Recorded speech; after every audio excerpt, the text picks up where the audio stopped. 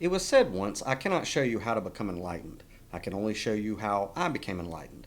Feel free to replace the word enlightened with its numerous equivalents, such as salvation, ascension, evolution, or what have you, but understand that you're still talking about the same thing. Regardless of which spiritual school you think is all the rage on the West Coast at the moment, you know what it is: the dopamine trophy at the end of repeating the pattern somebody else made ahead of you.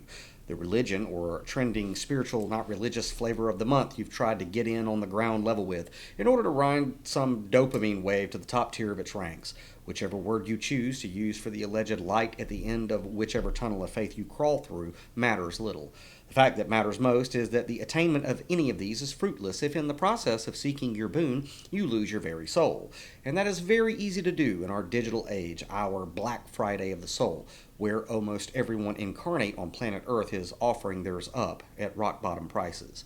People pretend to not be religious by joining micro-religions they find on a feed, but it's essentially the same thing, is it not? Hearing the experience of another or the interpretation of another's experience with its unique catchphrases, terminology, or nuances simply repeated by the pretender. Then, perhaps through a form of psychosomatic self-hypnosis, they begin to make themselves believe that the version of reality they sold their souls to is actually the way things are, not only for themselves, but for everyone else too. Unfortunately for them, it isn't, which is why those who do this type of buffoonery end up as the crazy cat lady down the road who talks to herself in a broken vanity mirror while wearing a hazmat suit to take out the trash, still waiting on the third portal of the supermoon doorway thingamabob with its intense energy blast to open up and drop a husband in their lap after having had their back blown out at truck stops down I-75 until they finally hit the wall 60 years back and started tossing tarot cards in the air to decide whether or not they should take their medication that day. Non-religious pretenders of micro-religions also become Karens. We join in the filthy glory hole room of eternity if we slide through our human experience on the coattails of somebody else's take on things, having forfeited the soul or the imagination for a prefabricated set of beliefs that might as well come from Costco or IKEA. This is the fate for those who have succumbed to the Black Friday of the soul, those who lack the will to water the seed of the soul with imagination, but offset the responsibility for their own unique individuation to something or someone else. If one were so inclined to actually read between the lines of any mythical, literary, or historical messiah figure or avatar, they would get that the general gist of what they were all saying was to stop bothering them with your paltry mimicry and be original. Then and only then you might get somewhere to the level that beings like Buddha, Christ, Mithra, or Hermes were hanging out in. But without the ability to think for oneself or outside structured norms, the Minotaur of the maze will forever be at your back, hunting you down, stalking you, waiting for its moment to trample you beneath them in your willingness to enter into the Black Friday of the soul, the clearance event of eternity for the husk of those damned. I mean, perhaps reincarnation is a thing you can bank on, perhaps not. One thing is for sure, though: if whatever you're doing in your path to enlightenment or salvation isn't bringing you bliss, health, overwhelming passion, desire, companionship, and general hipness in life, you might be doing it wrong. Either that or God doesn't care much for your contribution to its ongoing gig. You choose. That's not just my suggestion. It also happens to be the entire point of Romans chapter 14, which is make up your own mind. And if you can't, the Bible pokes you in the face to let you know that you are weak in the same chapter. Essentially, it is best to take anyone's version or journey to some sublime eternity with perhaps differing verbiage but similar intent and meaning as little more than fairy tales.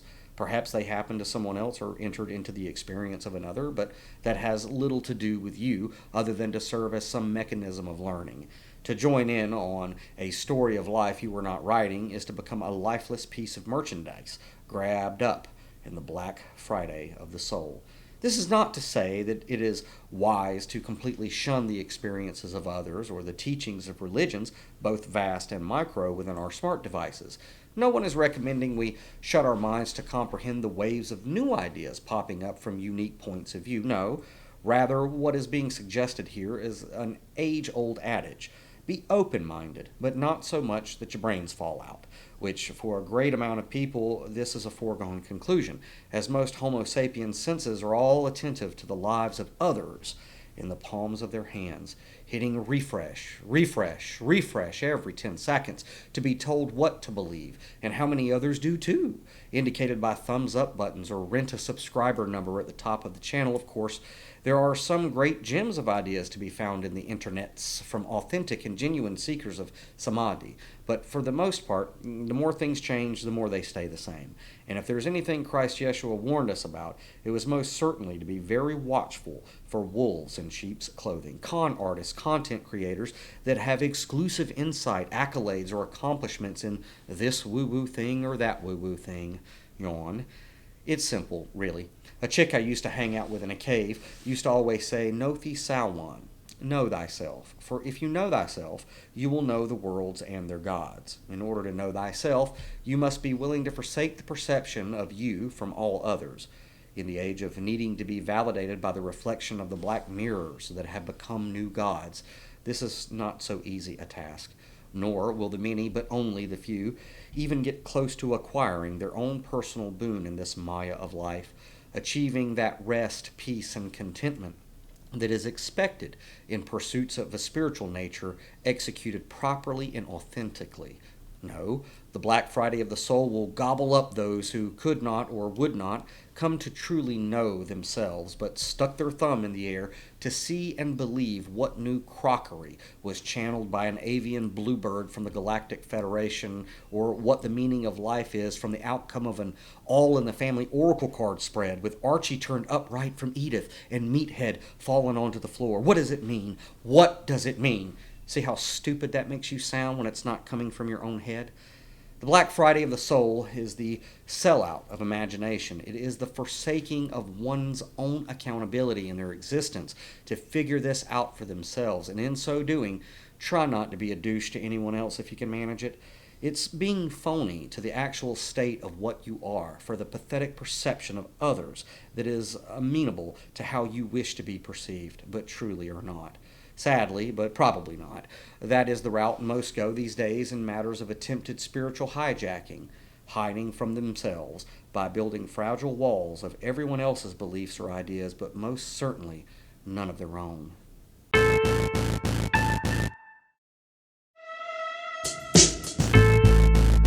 Zen in the car, for the spiritually minded liberty activist on the go. Liketh, shareth, subscribeth. It's what the cool kids do.